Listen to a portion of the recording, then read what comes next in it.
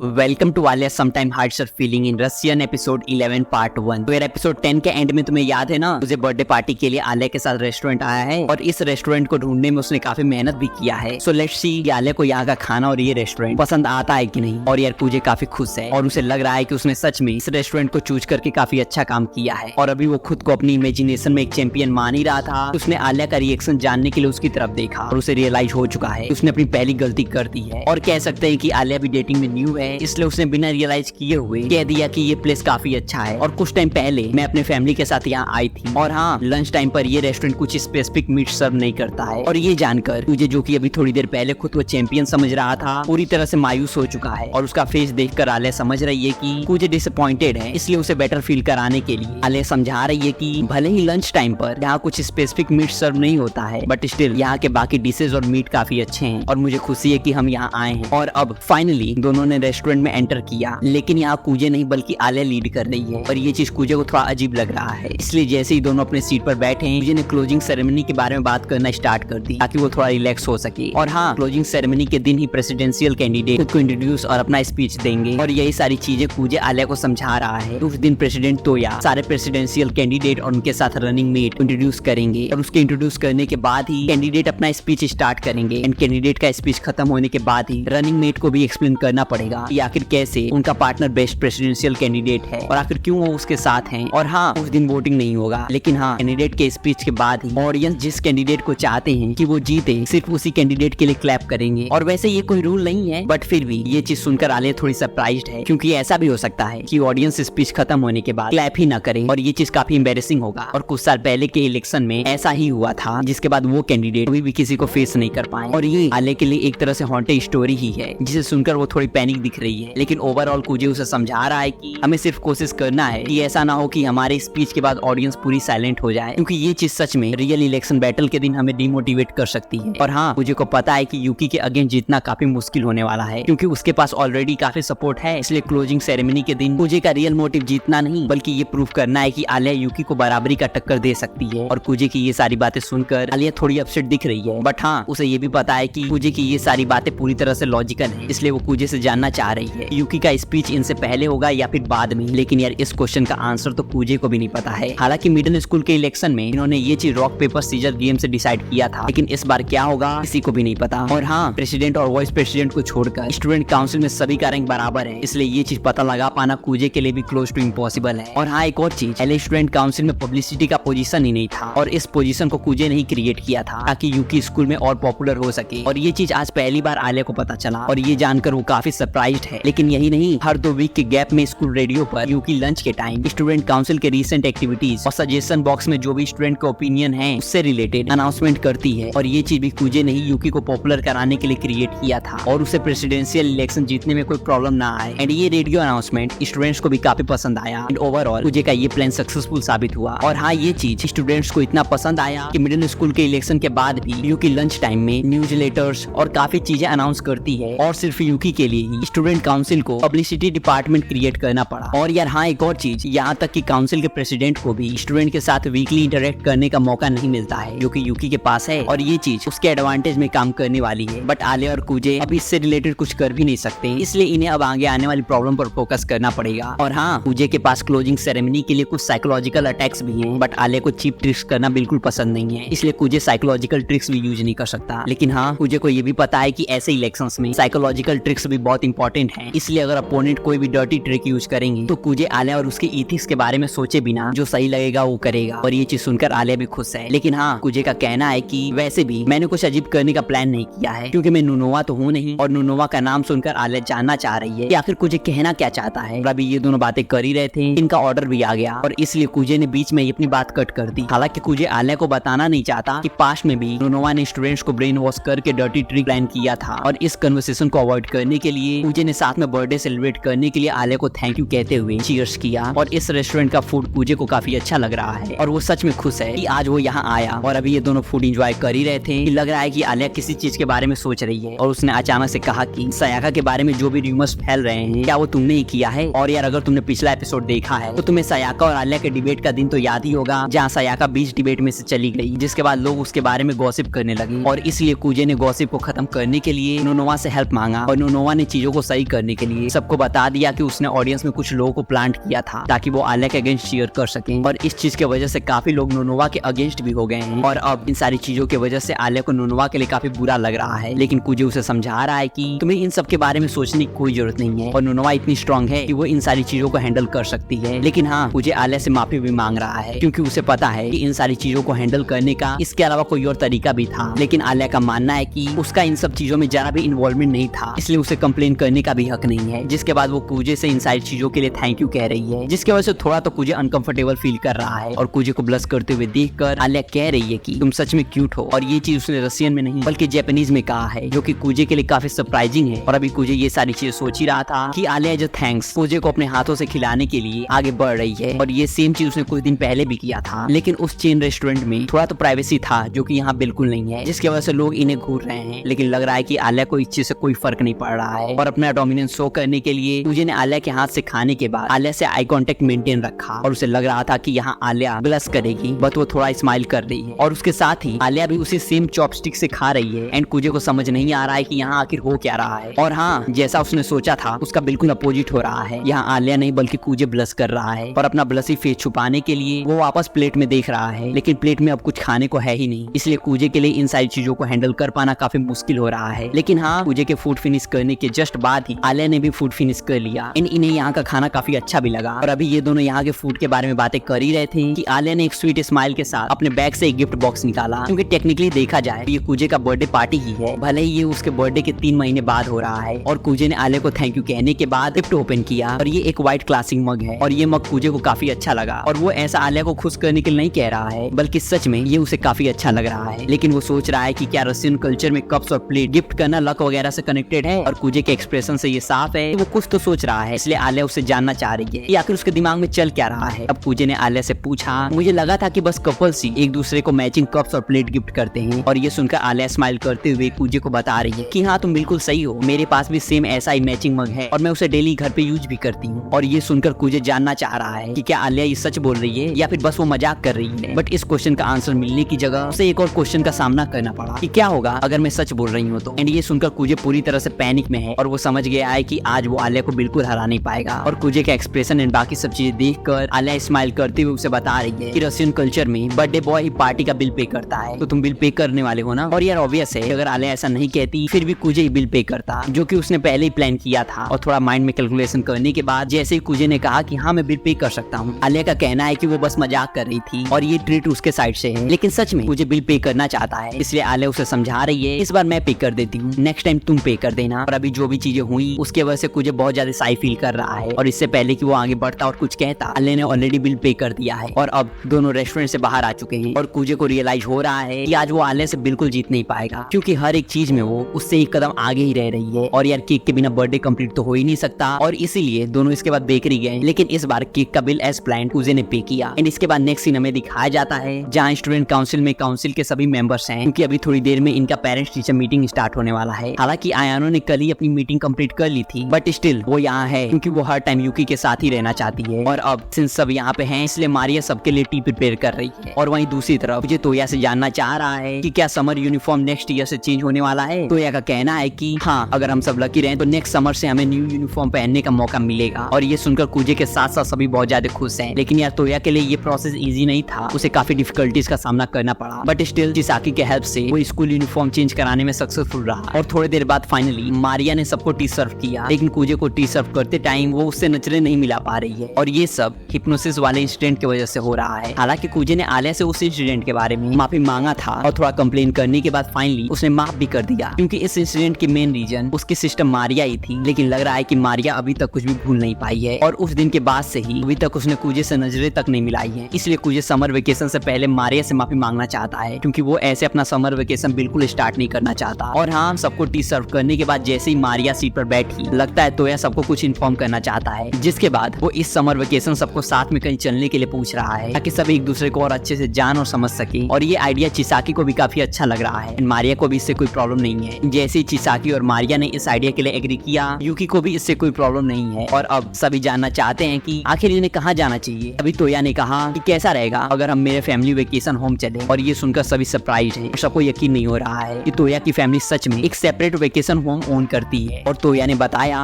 कि tourist city में ocean के पास एक छोटा सा घर है और इस घर के पास अपना खुद का प्राइवेट बीच भी है, लेकिन हाँ अगर सभी कहीं और भी जाना चाहते हैं तो वहाँ सब जा सकते हैं। जिसके बाद चिसाकी ने बताया कि उसकी फैमिली माउंटेन ओन करती है जहाँ पर इनका काफी बड़ा बिल्डिंग भी है, तो सब वहाँ भी जा सकते हैं। और ये सुनकर कूजे के मन में सिर्फ यही चल रहा है कि इस स्कूल में आखिर कितने अमीर बच्चे हैं। एंड इसके बाद सब वोट कर रहे हैं कि आखिर इन्हें कहाँ जाना है। एंड सबका वोट है कि वो सब बीच पर ही जाना चाहते हैं। जिसके बाद चिसाकी तोया से कह रही है ठीक है तब हम साथ में कभी और माउंटेन चलेंगे। और तोया भी चिसाकी के साथ माउंटेन जाने के लिए बहुत ज्यादा एक्साइटेड है, बट अभी तो इन्हें बीच ही जाना है, बट वो भी कब और कैसे ये तो हमें नेक्स्ट पार्ट में ही पता चलेगा। सो या बाकी टिल द एंजॉय एनिमे, मिलते हैं पार्ट 2 में।